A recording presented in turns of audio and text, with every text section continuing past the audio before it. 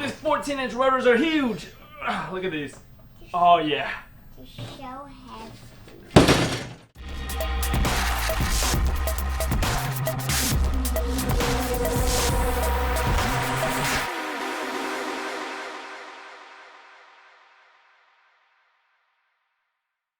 Hey guys, welcome back to the channel. I hope you guys all quarantining well and finding projects and stuff to do around the house and getting tired of all this binge watching stuff or whatever you guys are doing. I'm out in the garage. I've been stuck in the house with these kids for the last week or so, trying to get these projects done on my car, but I can't find time. Every time we put them to sleep, it's like 9-10 o'clock, and then I don't have any time in the garage to do anything. So I'm out here during the day right now while my wife's doing stuff, so she doesn't scream at me and yell at me for not hanging out with kids. So speaking of the devil, she just came out and she wasn't yelling at me, she was yelling at one of the girls for not finishing their work before they came out here.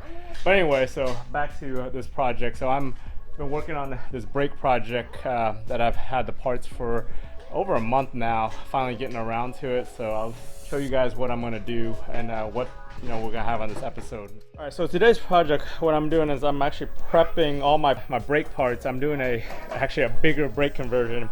Even though I got a 250, I just like big brakes and the bling, and I like the OEM big brake stuff. So my last big brakes, which I documented on Club Lexus, was going from 250 to 350 rotors and calipers for the front, and then same with the rear. I did an upgrade to the 350 rears, but I actually got the parts from a GS300, a 06 GS300, which had the same vented rotors but a slightly different caliper.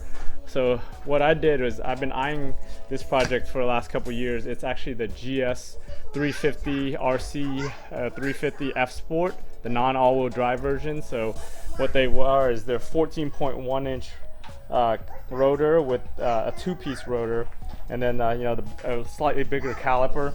The caliper uses the same brake pads as the 350, so the pads and the area is about the same. Part of that upgrade is you gotta get the bigger dust shield. So on my last upgrade, I actually upgraded to 350 shields. So now I'm gonna upgrade to actually the ISF shields, because the ISF also has 14.1 inch rotors. So those shields are designed for this. You can't use the GS ones because the mounting locations are different on here. This one actually mounts behind the hub. The GS ones, you don't have to take the hub off. It mounts to a spindle with some screws, but the 2IS doesn't have the spots for mounting those. While I'm doing this, I also ordered some Stoptechs from eBay.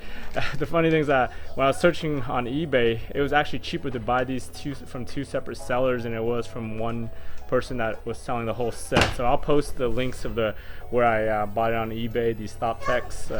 You got one of these is the front, one's the rear, so I don't know which one's which, but less than $100 for this set.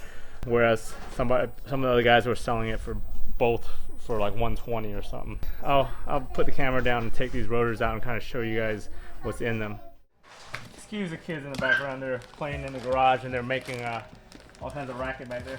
So I ordered these, I originally ordered these from a Florida dealer because I was thinking about, they were gonna get it to me pretty quickly. But after I put the order in, they called me and they're trying to charge me an extra $50 or $60 for shipping. I was like, screw that. Ended up going to another online dealer out of Massachusetts to order these, which ended up being the same price after I factored in no tax. But the funny thing is, I had the order in for like a week or two, and then they emailed me and they said that it was coming the next day. So what they ended up doing was just drop shipping it from JM Lexus here in Florida down in Miami or Fort Lauderdale, and I don't even think it came from JM. It actually, because the Lexus parts distributor is actually in Orlando, which is closer to me, because once they shipped these, they came to my house the next day. So anyway, these guys are pretty freaking massive and heavy. They're two-piece, so the center part here is an aluminum, and then you got the cast iron on the outside. At first I thought, when I saw the two-piece, I thought these had Allen keys to take them apart, but they're actually not Allen keys. They're rivets in there, and they're made by Advix, which is the same company that makes all the brakes, the rotors and everything for the car. And these, they're balanced, because you can see the cutout on here. They're actually balanced out of the factory. So one of the things I've seen on these, on the actual car itself, is like this part, this aluminum part, actually gets pretty freaking dirty, and it's pretty porous. So it, you know, all the dust builds up in there and it gets pretty black. So one of the things I'm gonna do, I'm gonna prep this area. I'm gonna tape it off.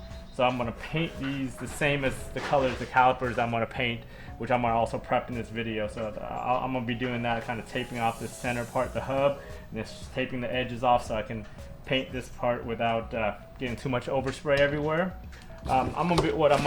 These I'm also gonna be prepping for paint. They come, you know, with the bare metal, which is pretty coated already, but I wanna paint these a gloss black with base coat, clear coat, take off all these part number stickers and everything. And they got pretty scratched up in shipping from, because they didn't even wrap these, they just threw them on top of each other, and they just got scratched up in the box with the rusty calipers.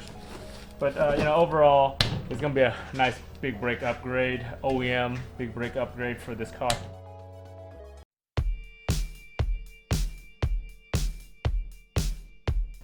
So these are directional, so you can see that on the back it has an R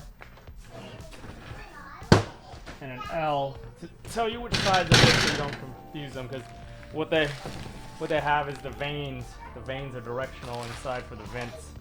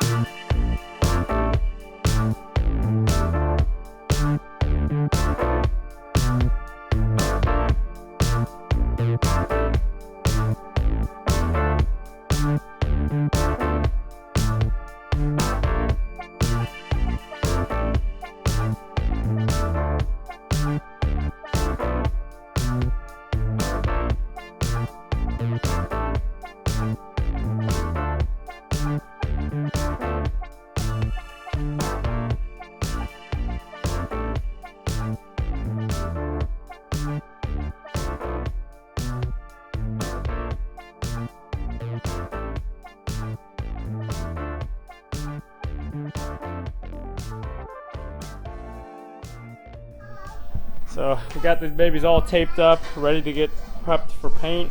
Same with these guys. Got all the stickers and all the adhesives all off. So it's got to sand it down now and paint it. Over here, these there's the texture is already pretty rough, so and it's clean, so it probably doesn't need much as far as sanding goes. I'll probably just scuff it up with a little Scotch-Brite scuff pad before I paint. Same with, you know, with all this. Here's the calipers I ordered from carpart.com. There's a junkyard up in Atlanta, the Atlanta area. They had these GS350 F-sport calipers in stock. But anyway, so I got these. He told me that they were low miles. One of the things I made sure it came with was all the hardware and brackets. Last time I did this with the 350 upgrade, they didn't come with these, and I had to spend another $30 on getting this hardware just to mount the, you know, the pads and everything. But overall, I looked at it, looked at the pads, very meaty, which means this car was hardly driven. He told me when I was talking to him on the phone, this car only had like less than 10,000 miles on it when they got it as a salvage. So he got a lot of parts that were very low mileage that he sold for a bunch of money. The only thing I saw that it did was when they were taking these apart, it looks like the guy used a hammer to hammer these off, because, you know, without taking the pads out, these things they're in the groove on the calipers, and it's hard to come out. So, you know, they got lazy. Instead of trying to push these out, they just hammered it out and dented these up. But I think once I sand down and paint these, you won't be able to tell any of that stuff.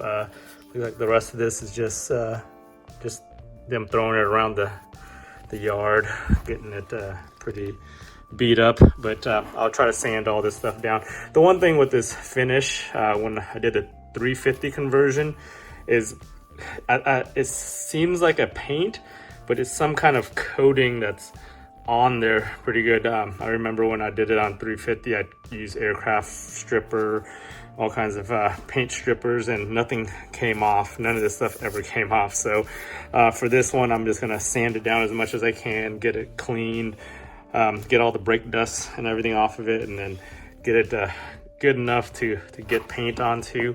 And I'm gonna paint it some base coat, clear coat, like I did my other calipers. So after taking out the brake parts and looking at it closer, these actually aren't OEM pads. They're actually discount auto parts, Duralast. I think the gold versions, because I looked up this part number, the DB2 or 927FF, and then the G1586.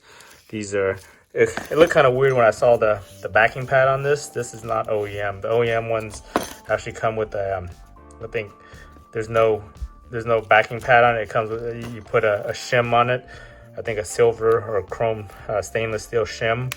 It comes with the OEM one. So these did have some miles on them. You know, I don't know how many miles on them, unless the GS350 just, you know, wore brakes like crazy. But looks like they did go through at least one set of pads on this car, or on these brakes, before it was total.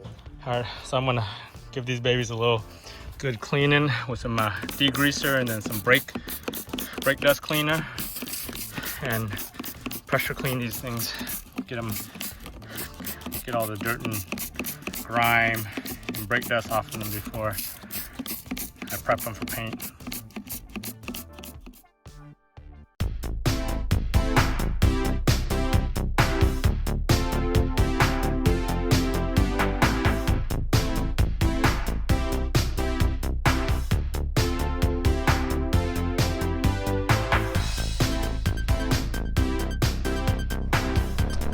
So I'm doing a little multitasking back here with these children while they're out here during quarantine playing outside.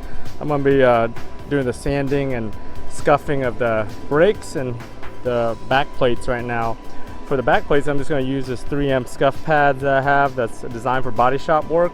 And then for the brakes, I'm going to use probably 400, 600, and maybe 800 grit just to get that coating on there scuffed down and good for paint. I'm just using an electric sander for this project.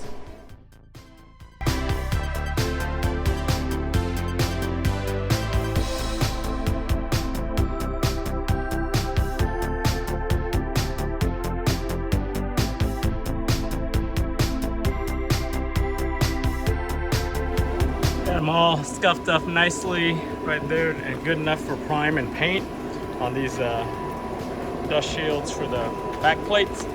So we'll move on to the calipers now.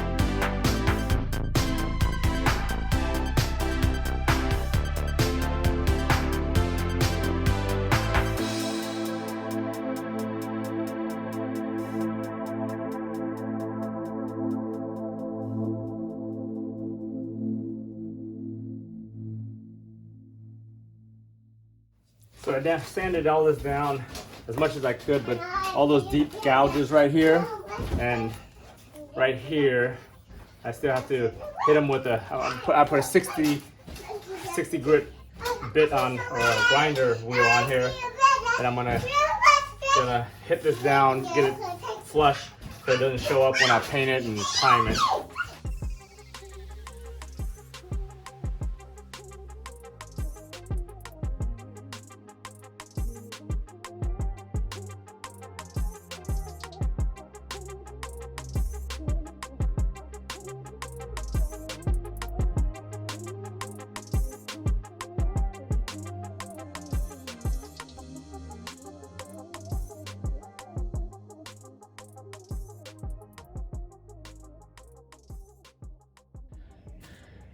So I grinded it down pretty good. Got most of those deep scratches out now with that 60 grit disc on that grinder I was using right here, and got, you know, most of the little blemishes on the face where it's actually visible on the front side pretty good. So I'm gonna continue prepping it off camera, get it ready for paint. I'll show you guys on the next episode with taping up and painting and everything else. Hey guys, thanks for watching all the way to the end. Hope you you know, like what I'm doing with this project, getting everything prepped and nice and ready for the next round, which is the paint job on this. I'm gonna end up doing this video since it's kind of tedious that, you know, in probably three episodes. We got this one where I'm prepping everything, getting it ready for paint. The next one I'm probably gonna do the paint job and clear coat and go through that whole process, and the third part will be the actual install on the car and everything. So I hope you guys liked it, and don't forget to subscribe to the channel, like the video, and you know, leave any comments or questions that you might have. And don't forget, I still have that VLAN giveaway drawing or whatever that was going on. If you don't know about it, check out my video that I'm gonna have up here on the link, instructions on how to get in on that giveaway. Anyways, you know, thanks for watching all the way to the end, and see you guys next time.